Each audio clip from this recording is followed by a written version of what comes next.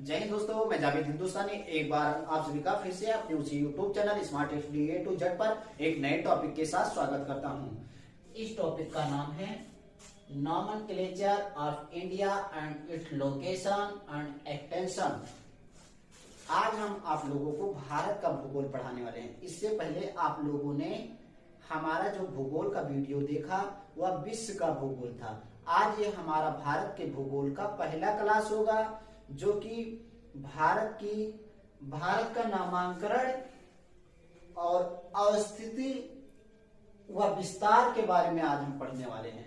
भारत के भूगोल में ये पहला लेक्चर है और ज्यादा वीडियो लंबा ना करते हुए हम इसे topic wise topic short video बनाने की कोशिश कर रहे हैं। और जो भी टॉपिक हम पढ़ेंगे उसे कंसेप्चुअल एकदम गहराई से विश्वास के साथ पढ़ाएंगे। तो आप लोग वीडियो को पूरा देखिएगा और अगला वीडियो को इससे जोड़कर देखिएगा। तो चलिए ज्यादा टाइम ना लेते हुए हम अपने सीधे टॉपिक पर आते हैं। आज हमारा टॉपिक है नामांकन, अवस्थिति व विस्तार। किसका? भारत का। तो सबसे पहले हम नामांकन पर आते हैं। किस पर आते हैं? नामांकन पर, नॉमेनक्लेचर पर। तो भारत का नाम सबसे पहले भारतवर्ष हुआ करता था। क्या हुआ करता था? भारतवर्ष। भारतवर्ष क्यों भारत का नाम पड़ता था? क्योंकि जो पहले के राजा होते थे या सम्राट होते थे वो जिस लंबे यानी अर्थात विस्तारित भूमि पर अपना शासन करते थे उसे भारतवर्ष बोला जाता था। अब उसके बाद में नाम आता है भारत। भारत तो उस समय के प्रसिद्ध राजा हुआ करते थे, राजा दुष्यंत। उनका एक पुत्र था जिसका नाम था भरत। वो अत्यधिक साहसी और वीरवान बालक था। उन्हीं के नाम पर इसका नाम भारत पड़ा। अब आता है आर्यव्रत। क्या आता है? आर्यव्रत। तो आर्य लोग जब बाहर से भारत के अंदर आए तो अलग अलग क्षेत्र में बसने लगे और पूरे भारत के अंदर फैल गए। तो तब उस समय भारत को आर्यव्रत बोला जाने लगा। आर्यव्रत का मतलब होता है आर्यों का स्थान।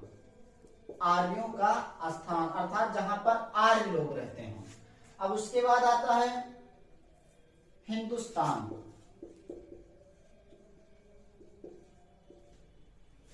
हिंदुस्तान ये शब्द ईरानियों ने दिया। किसने दिया? ईरानियों ने।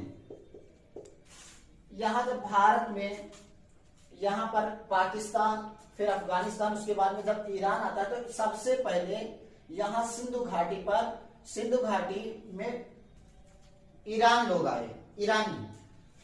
तो जब ईरानी लोग भारत में आए तो वो सा का उच्चारण हा से करते थे। तो सिंधु को सिंधु ना कह करके हिंदू बोलने लगे तथा यहाँ के निवासियों को हिंदू बोलने लगे तथा यहाँ के निवासियों को हिंदू, तथा जहां पर हिंदू लोग पाए जाए, जिस स्थान पर हिंदू लोग पाए जाए अर्थात हिंदुस्तान अर्थात हिंदुओं का स्थान, तो ये नाम ईरानियों ने दिया। अब उसके बाद में आता है इंडिया। इंडिया ये अंग्रेजों ने नाम दिया। इंडिया नाम अंग्रेजों ने दिया। जब भारत के अंदर अंग्रेज आए तो और जो ये इंडिया है ये ग्रीक भाषा के इंडोस से बना है। किससे? इंडोस से। तो इसके बाद में एक हुआ करते थे जेम्स अलेक्जेंडर। कौन हुआ करते थे? James Alexander. उन्होंने अपने वर्णन में इंडिया का जो ये हिंदुस्तान था, हिंदी शब्द उसका ये हटा दिया, इंडे कर दिया। तो इंडे से तो सभी लोग समझे कि इंडे से बेहतर कि इसका नाम इंडिया ही कर दिया जाए, तभी से इसका नाम इंडिया पड़ गया। तो ये इंडिया नाम अंग्रेजों ने दिया। और इंडिया यहाँ तक पॉपुलर हुआ कि हमारे संवैधानिक दृष्टि से भी इंडिया को एक संवैधानिक दर्जा मिला। हमारे भारतीय संविधान के अनुच्छेद 1 में कहा गया है इंडिया डेट इज ये भारत। इंडिया डेट इज ये Bharat shall be A union of state अर्थात जो भारत है वो राज्यों का संघ होगा। यहाँ भी इंडिया नाम का जिक्र किया गया। और उसके बाद में ये तो हुआ भारत के नामांकन की बात। अब एक नाम जम्बू द्वीप हुआ करता है भारत का। क्या? जम्बू द्वीप। हमारे पुराणों में, हमारे क्या आर्य लोगों के जो जैन पुराण में जैन लोगों के मतानुसार बौद्ध धर्म हुआ, कुछ जगह हिंदू धर्म में भारत का नाम प्राचीन काल में जम्बू द्वीप था। तो इससे एक नाम जम्बू द्वीप। और उसके बाद में ये फेमस नाम तो सभी लोग जानते हैं कि भारत को किसी मुगल कालीन या किसी जमाने में सोने की चिड़िया कहा जाता था, वो भी एक नाम होगा। तो ये सब भारत के नामांकन, ये भारत के नाम की बात। अब आते हैं भारत की लोकेशन, भारत कहां पर कैसे स्थित है। तो ये तो रहा भारत। अब हम भारत की बात करें तो इसकी अवस्थिति, तो भारत अगर एशिया महाद्वीप में है, अगर एशिया महाद्वीप में देखें भारत को, तो दक्षिणी एशिया के मध्य में स्थित है भारत।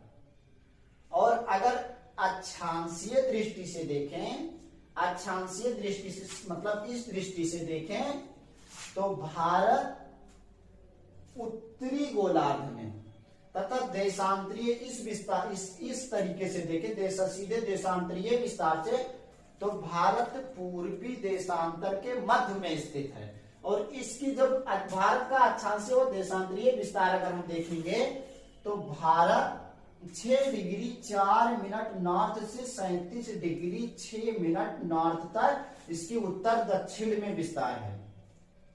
और अगर पूरब पश्चिम में देखें तो 68 डिग्री 7 मिनट से लगा के 97 डिग्री 25 मिनट तक इसका पूरब पश्चिम में विस्तार है। किसका? भारत का। ये सब मैप में आप देखेंगे तो और भी अच्छे से। अब इसका उत्तर दक्षिण में अगर हम भारत की लंबाई देखें तो 3214 किलोमीटर है। और अगर पूरब पश्चिम में भारत की अगर हम लंबाई देखें तो 3233 किलोमीटर है।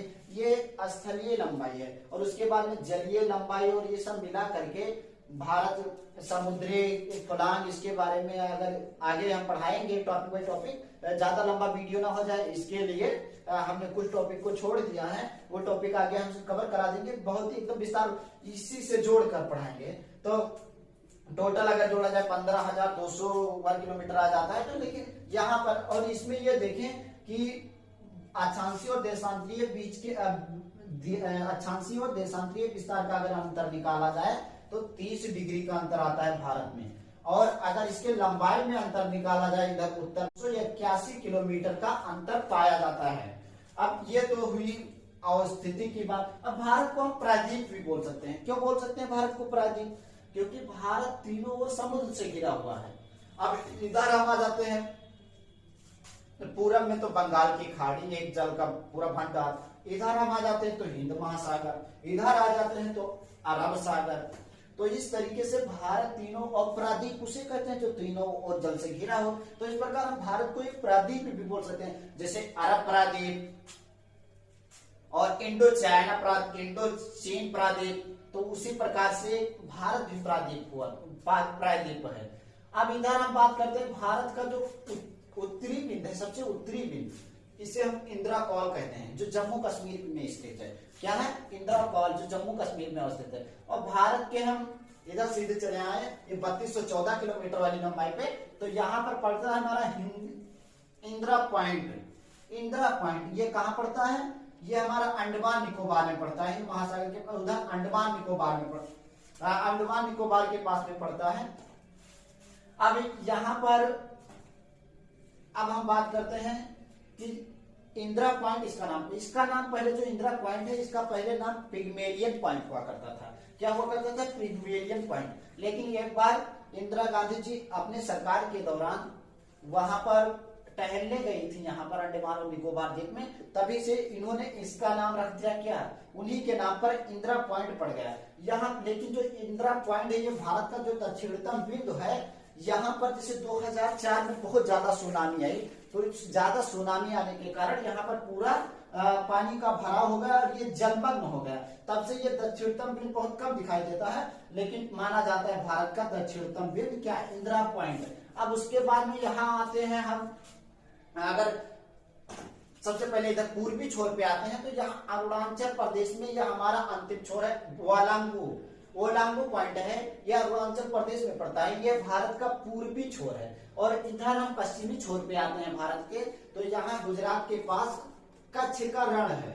कच्छ का रण ये भारत का सबसे पश्चिमी छोर है। तो इधर इंदिरा कॉल, इधर इंदिरा पॉइंट, इधर ओलांगू अरुणाचल प्रदेश, इधर कच्छ का रण। तो इस प्रकार हम बोल सकते हैं कि भारत की जो आकृति है वो चतुष्कोणीय आकृति है। और इस प्रकार अब जो भारत का जो देशांतरीय विस्तार है यह विषुवत रेखा के 12वें भाग के बराबर है। ये भी एक फैक्चुअल चीज है। तो ज्यादा वीडियो ना लंबी करते हुए हम यहीं पर अपने लेक्चर को समाप्त करते हैं। मुझे उम्मीद है कि ये वीडियो आपको बहुत अच्छा लगा होगा और आप लोगों ने इस वीडियो के तहत बहुत कुछ सीखा होगा। ऐसे ही धैर्य बनाए रखिएगा। अगला जो लेक्चर आएगा इसी से रिलेटेड होगा, छोटे छोटे टुकड़ों में पूरा जो भारत का भूगोल है हम यहीं इसी बोर्ड पे पूरा भारत का भूगोल पढ़ाएंगे। ठीक है, धन्यवाद।